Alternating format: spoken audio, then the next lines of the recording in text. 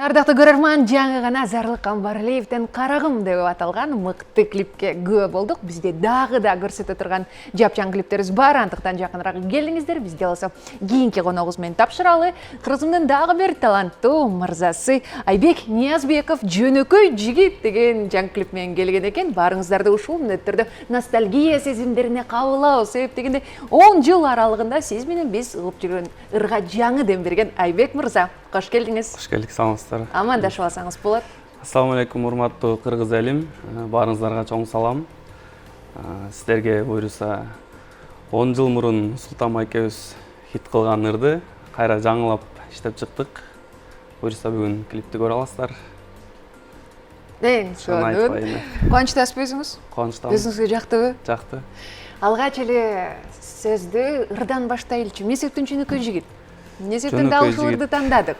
Бул ыр Султан майкебиз хит кылгандан бери эле жагат десем болот. Кичинекей кезде. Анда канчада элеңиз? Анда деген 11-12 жашта болсом, же 13 жаштарда. Школда окучумун да, кичинекей. Ошону ырдап, корошуп калган мезгилдер болгон. Ошону ырдап, Султан майкени турап корошуп, жөнөкөй жигит болуп жүрдүк. Бала кезден жактырып ырдап жүргөн ырлардын бири. Султан майкебизге чалып сурап калдык. Жаңыртып ырдап чыксак кандай дейсиз деп Султан майкебиз берди. Султан майкебизге ошондон ыраазычылык билдирип кетели. Сөзсүз түрдө. Чоң рахмат. Ушул ырды жактырып жүрүп алып чыгып калдык, чыгардык, анан клип да тарттык. Ооба. Клип жөнүндө айта кетсем, клипти Кегети жайлоосуна бардык. Негизи биз пландаган боюнча күн погода тийип турмак да ал күнүчү. Күн ачык болмок. Күн ачык болчу. Биз барар менен күн бүркөлүп, жамгыр жаап баштады. Мага карабастан тартып келдик. Ушунча баргандан кийин тартып келели деп. Клипти тарткан ушу Темирлан Кубанычбеков байкебизге рахмат. Сценарий ким жазды? Сценарий жазылган жок, ачык айтканда. Бул ошол жактан эле импровизация болду. Импровизация болду. Турган жерден эле актер Бекжан Байышев деген иним бар. Темирлан акебиз менен үчөөбүз сүйлөшө калды эле. Кел мындай окуян. Сонго дароо эле ошол жерден. Бекжан өзү да актер, анан импровизация болуп кетти да. Мен да өзүм актер болуп катыштым. Ал эми башкы каарманда кызчы? Баш каарманда кыз Айша. Ал да сонун өз ролун жакшы аткарып берди. Ал кызыбыз дагы мындай катышып жүргөн кыз экен. Импровизация болду. Тартылышта кыйынчылыктар деле болгон жок десем болот. Кыйынчылыктар болгон жок. Азыр мындай кылбайлы анда. Азыр жалпыбыз биргеликте клипти көрүп келели, андан соң сүйлөшөбүз. Келиңиз анда өзүңүз презентациялап өтүңүз. Урматтуу кыргыз элим, Жөнөкөй жигит аттуу клипибизди сиздерге тартуулайбыз. Биз ошо колдон келген аракетибизди жасап тартып келдик. Буюрса сиздердин алдыңыздар да өзүңүздөр баалап, бааңыздарды берип коюңуздар. Мына ушундай ардактуу көрөрман, четте калбаңыз, дароо кошулуңуз, ностальгия сезимдерине бирге батталы эски ырга жаңы дем берип, аны мыкты клип менен чөкөттөгөн Айбек Ниязбековдон Жөнөкөй жигит. Жапчаң клип бир гана сиздер үчүн.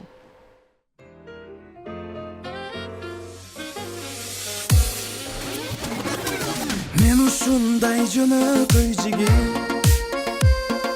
сендей кызга ашык болупмун. Көктөгү жылдызды, кашы кундузду, жете албай мен арзу кылыпмын.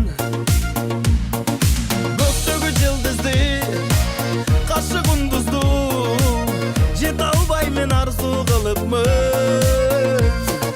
Кезиккенбиз ошондо бакта, сен жылмайсаң мен да күлүпмүн. Жалган сүйүлөр, жалган күлкүлөр, сени сүйүп ката кылыпмын. Жалган сүйүлөр, жалган күлкүлөр, сени сүйүп ката кылыпмын.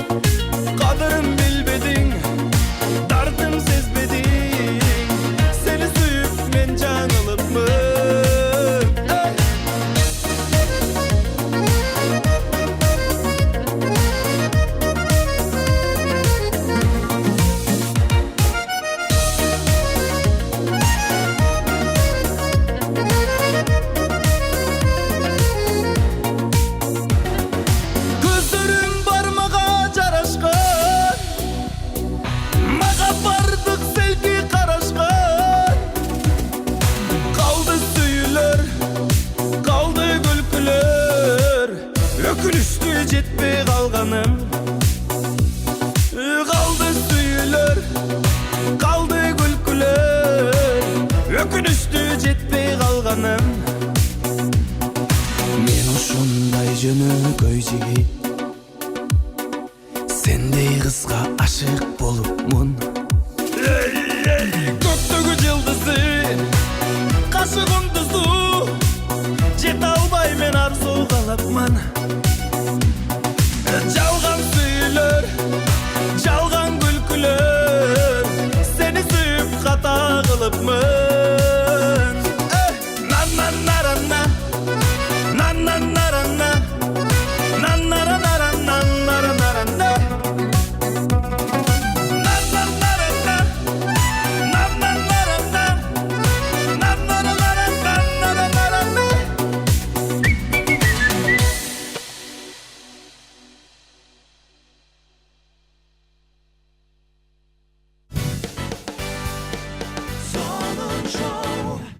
Бир учурларда бардыгыбыз мектеп окуучу кезинде балким жатка ардап жүргөн ырды жаңылаган Айбек мырза. Кут болсун клибиңиз. Эме келиңиз, шашпай сүйлөшөлү. Клипти канча күн тарттыңыздар? Негизи эле эски ырды, буга чейин ырдалган ырды, алардан биринчи көптөгөн ырчыларда мындай чоң жоопкерчилик болот да. Сизде кандай болду? Жоопкерчилик аябай чоң болот негизи. Негизи эски ырларды жаңыртып ырдап атам. Бул 4-чү ыр болду окшойт. Эски ырларды жаңыртыш аябай жоопкерчилик талап кылат. Ошол убакта аябай хит кылган болсо, адан ашыра албасаң да ошол ага жетпей калды же болбой калды деген сөздөн көрө жакшы аткарыптыр дегенге аракет кылабыз колдон келишинче.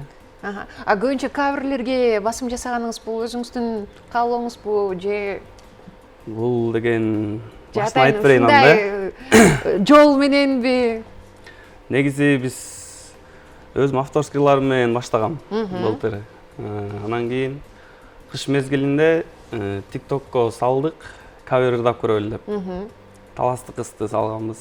Ал жакшы болуп кетип, анан кийин сен кетпечи байкасак жакта каверлер жакшы кетет экен, эски ырларчы. Убагында хит болгон ырлар. Ооба, элге жакын. Элге жакын, эл билген ырлардан баштадык.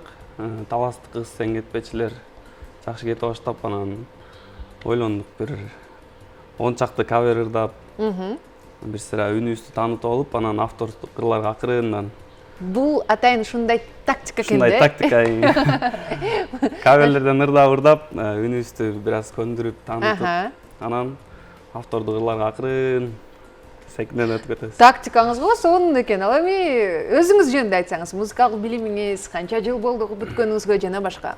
Өзүм музыкалык билимим бар. Бүйсара Бешнали атындагы университеттин быйыл бүтүрдүм. Косторду берип, жаңы гана, жаңы гана бүтүрүп, чыгармачылыкка баш отуз менен кириштик десем болот. Буюрса оркестр бөлүмүн бүттүм. Специм аккордеон. О, аккордеондон дароо ургутуп кеткен экенсиз да? Аккордеондон эстрадага секирип кеттик. Негизи эле дароо эле эстрадага кирсеңиз болбойт беле? Негизи эстрадада деле жүрчүк, анан специм ушу аккордеонда. Аккордеон классын бүтүрдүк. Буюрса эми ак жол сага бүтүрүүчү деп жаңы ырларды буюрса жеңдиттирүү киришет экенсиз да. Жеңдиттирүү кириштик буюрса. Эң сонун. Бул ыр, бул клип сиздин купулуңузга толдубу? 1ден 10го чейин. Толду, албетте. Бал айткан болсок. Бул аракет кылып, ошол жерде жүрүп, негизи көрүп коюш оңой эле го. Мурун өзүм деле клиптерди көрүп, аны ушу дагы деп мындай сынап коюш оңой эле да. Койчуңуз беле? Аны өзүң ошол жерде жүрүп, баарын көрүп, баарын ошол жерде жүргөндөн кийин канча кыйынчылыктар болот түшүнөсүң да. Өзүң жүргөндөн кийин жагат албетте. Жагат. Башка каармандын образын жаратуу сизге кыйын болгон жокпу? Кыйын болду. Негизи актердук чеберчилик да өтө керек экен. Сөзсүз түрдө. Жанымда жүргөндөр ошо айтып түздөп турат да, берде мындай эмоция кылып. Ошо. Негизи өзүбүз байкагандай эле сиздер биз билген жөнөкөй жигитти Айбек мырза аранжировкасын, биттерди өзгөчүп заманбап кылган экенсиз. Бул идея эмнеден улам? Бул идея ошол студияда отуруп досум экөөбүз келип ушул ырдайбызды эле Султанбайке чалсак эле берип калды, ошо менен жазып калдык да. Шыр-шыр болуп кетти. Жоктоп калсачы кокус? Жоктоп калса башкыр жазмакпыз анда. Дагы бир каверди биле тандалып турган эле. Тандалып эле. Кайсы чыгарма билсек болобу? Чыга турган эме жакында. Жакында чыга турган авторский даярдап атканбыз негизи, өзүмдүн автордук ырым.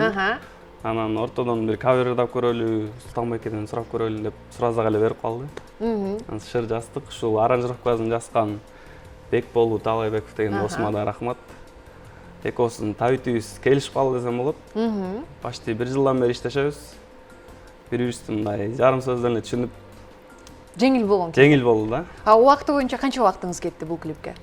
Бул клипке 1 жумадай убакыт кетти. 1 жумадай. КГТде канча жүрдүңүздөр? КГТде 1 күн эле жүрүп келдик. 1 күн эле жүрдүк. Эс албадыңыздарбы? Походу эс алып да келдик десем болот бүтүрүп. Сонун ал эми бюджет жагын карай турган болсок. Канча каражат жумшалды? Толук негизи эсептеген деле жокмун. Мындай карап көрсөк $1000 кетти. Болжол менен, плюс минус, балким көбүрөөк, э? Эң сонун. Буга чейинки тарткан клиптериңиздечи ушундай эле бюджет каралчу беле? Буга чейинки эң биринчи автордук ырма 100 миңден ашып кеткен. Андан кийинкилер трековый эле болуп кичине азыраак кетип атты. Бу да бир аз сюжет. Буга ошо $1000 жогору кеттик десек болот. Өзүңүзгө кайсы стилде жагат? Сюжети мененби же жокпу? Өзүмө негизи аябай сапаттуу клип тарткым келет. Ага деген көп каражат керек да. Ошондуктан дейсиз. Ошондуктан чөнтөгүбүзгө жараша, алыбызга жараша. Бул ар бир эмгек. Кудай берсе, ал күндөр дагы алыс эмес, сапаттуу. Сиздин оюңузда кандай сапаттуу клип дейсиз? Мен ушу көрүп калган. Сиздин кыялыңыздагы клипти айтып бериңизчи. Кыялымдагы клиптерден мен ушу Өзбекстандын клиптерин көп көрүп калам. Талаадагы жана бийлегендер мененби? Жок, кадимки жана окуя кылып чыгарышат го. Кайгылуу окуялардан көбүрөөк, э? Мындай сериал сыяктуу тартышат да. Кыялымда ошондой бар. Мына окуяны улап, бир ыр бүтсө кайра экинчи менен улап кетип. Аябай сапаттуу клиптерди тарткыбыз келет. Серия менен. Серия. Кудайым буйрса, анда Айбек мырзадан дагы анда сериялаган клиптерди көрүп калалы. Ал күндөр дагы алыс эмес. Ал эми жаңы клипиңиз өз көрөрмандарын таап, сизге ийгилик алып келсин. Чыгармачылык ийгиликтер дагы бир рет кут болсун. Дейли келгениңизге рахмат айтып, ал эми биз ушуну менен бүгүнкү эфирибизди жыйынтыктайбыз. Кызматта болгон мен Айзада Кубанычбек кызы ар бир үйгө өзгөчө маанай каалайбыз.